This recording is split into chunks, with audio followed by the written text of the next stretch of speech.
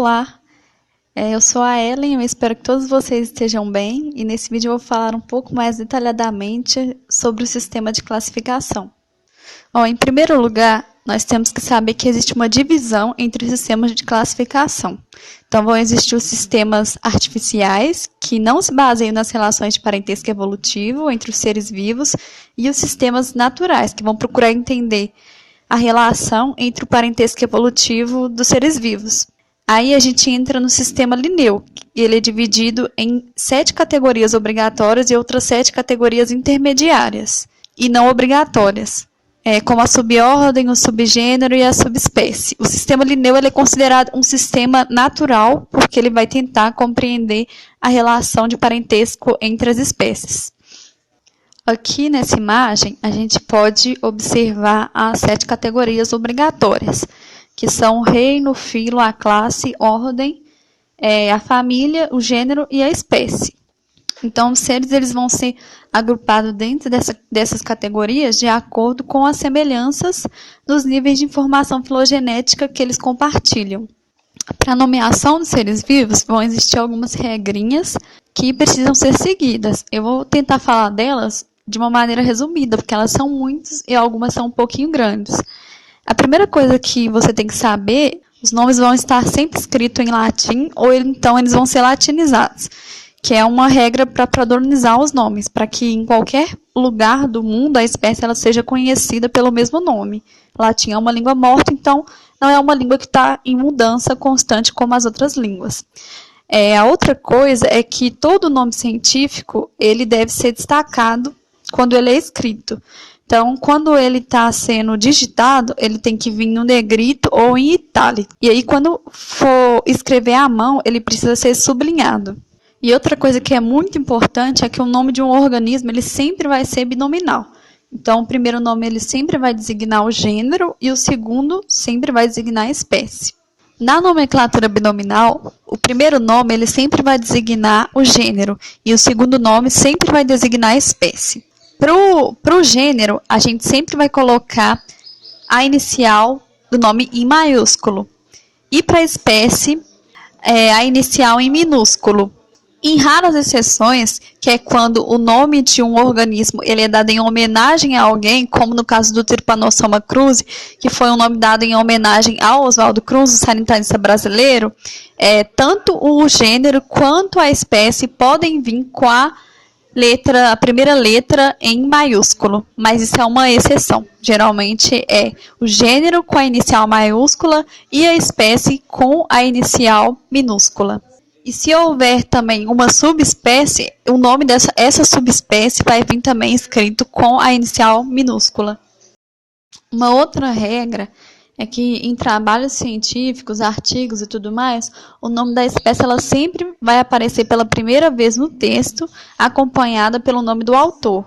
Ela sempre vai vir acompanhada pelo nome do autor que descreveu ela pela primeira vez, sem pontuação entre o nome do ser vivo e do autor, depois que é colocada a vírgula e a data quando o nome foi publicado pela primeira vez. Então, tem um exemplo aqui do cachorro, Canis familiaris, que o Linneu descreveu em 1758.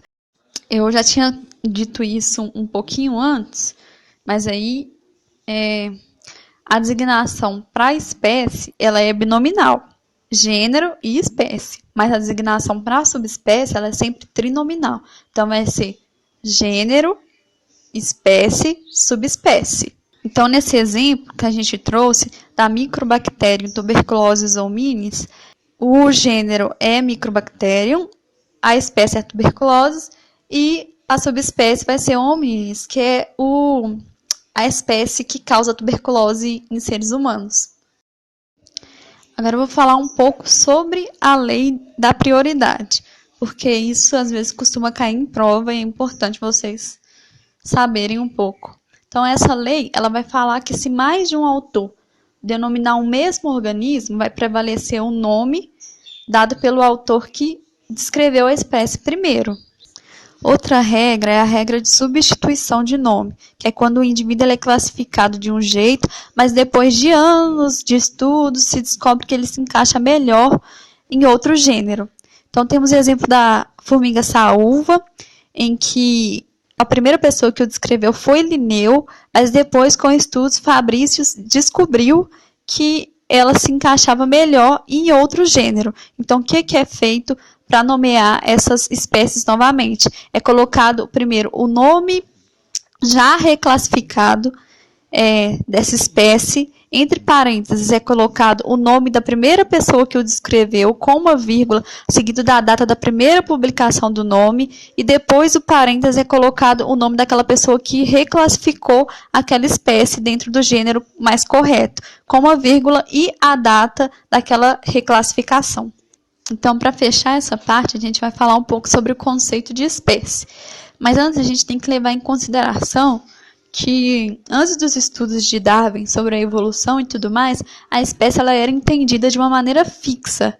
Então, os grupos de seres vivos, eles eram entendidos como seres que eram semelhantes entre si e constituíam um tipo. Então, um grupo de seres que eram muito parecidos entre si constituía um tipo. E esse tipo ele não mudava. Eles não sabiam que existia evolução, então ele não mudava. Esse é o conceito tipológico de espécie.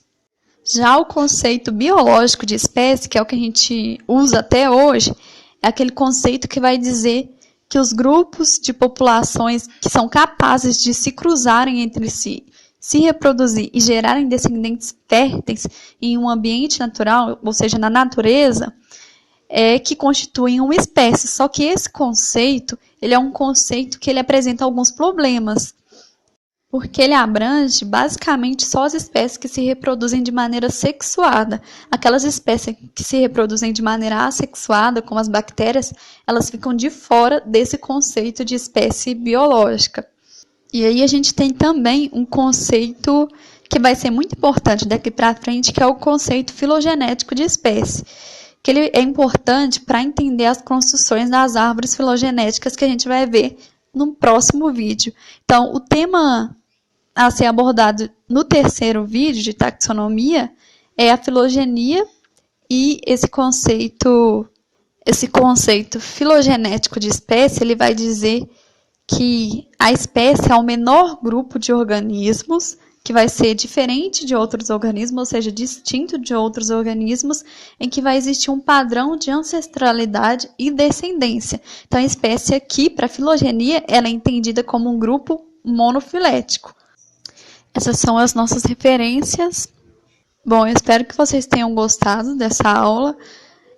Assistam mais vezes para tirarem as dúvidas e podem deixar as suas perguntas aqui também.